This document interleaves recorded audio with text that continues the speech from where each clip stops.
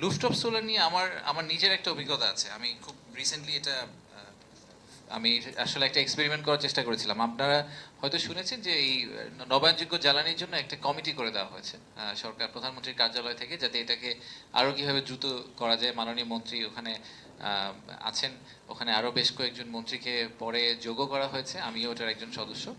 তো সেখানে net metering, rooftop solar এগুলো নিয়ে বিভিন্ন আলোচনা হলো। রুফটপ সোলার একটা পলিসি হয়েছে বেশ কিছুদিন আগে, এটা নিয়ে আলোচনা হলো।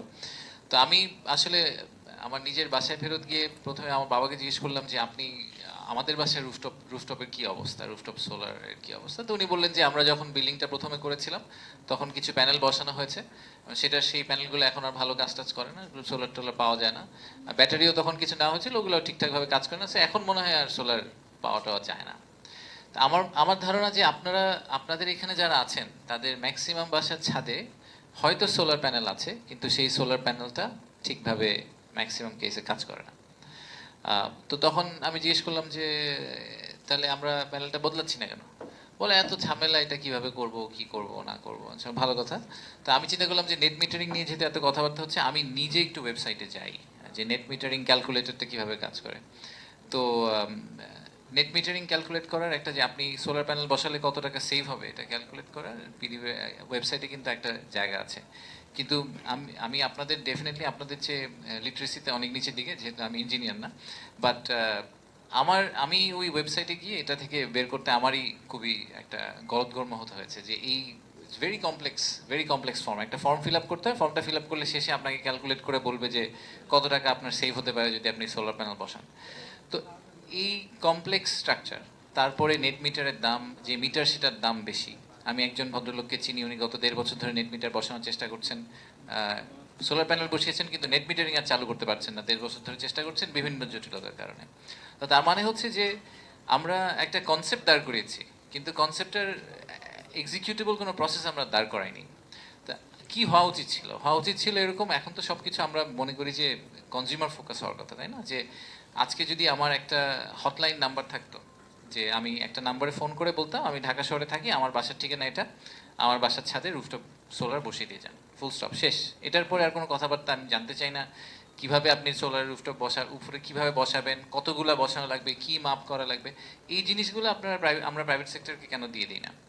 যে আমরা যদি জোন ধরে ধরে প্রাইভেট সেক্টরকে বলি যে ঠিক আছে, ঢাকা 15 আরও বড় করি আমরা, যে এই 10 স্কোয়ার কিলোমিটারের মধ্যে যত রুফটপ, যদি হটলাইনে ফোন আসে, একটা private sector company across that area তারা ফুল রুফটপটা ম্যানেজ করবে।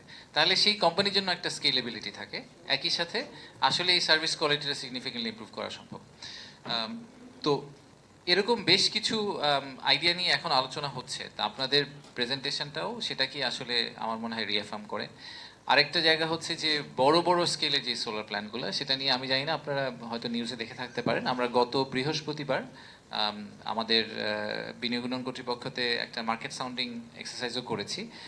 সরকারের অব্যবহৃত এবং নিষ্কণ্টক যে জমিগুলো আছে, যেগুলো অনেক বড় এবং সেগুলোতে আগামী 15 বছরে কোনো কিছু করার কোনো পরিকল্পনা নেই, সেই জমিগুলোকে আমরা পাবলিক প্রাইভেট পার্টনারশিপ মডেলে সোলার প্ল্যান্টের জন্য প্রাইভেট সেক্টরকে দিয়ে দেওয়ার কথা চিন্তা করছি। কারণ আমাদের প্রেজেন্টার যেটা বলেছেন যে জমির স্বল্পতা এবং জমির দাম, এই দুটাই আসলে আমাদের ইন্ডাস্ট্রিয়াল স্কেল সোলারের জন্য সবচেয়ে বড় চ্যালেঞ্জ। তো যদি আমি জমিটা আমার ইকুইটি হিসাবে, সরকারের ইকুইটি হিসেবে দিয়ে দিতে পারি একটা পার্টনারশিপ মডেলে, তাহলে আসলে জমির খরচটা ওখান থেকে উঠে যাচ্ছে। উঠে গেলে যেটা হবে যে আমাদের হয়তো পার কিলোওয়াটেও আসলে কস্টটা সিগনিফিকেন্টলি কমে আসবে।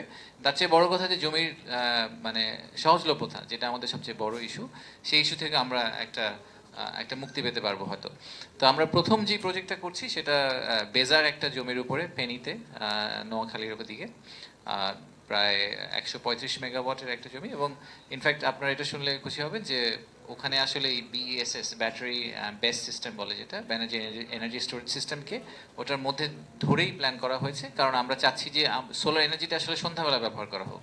দিনের বেলা কিন্তু আমাদের আসলে ইলেকট্রিসিটির খুব একটা ঘাটতি নেই। আমি জানি না এটা সবাই খুব ক্লিয়ারলি জানেন কিনা, আমাদের মেজর চ্যালেঞ্জ হচ্ছে সন্ধ্যাবেলা।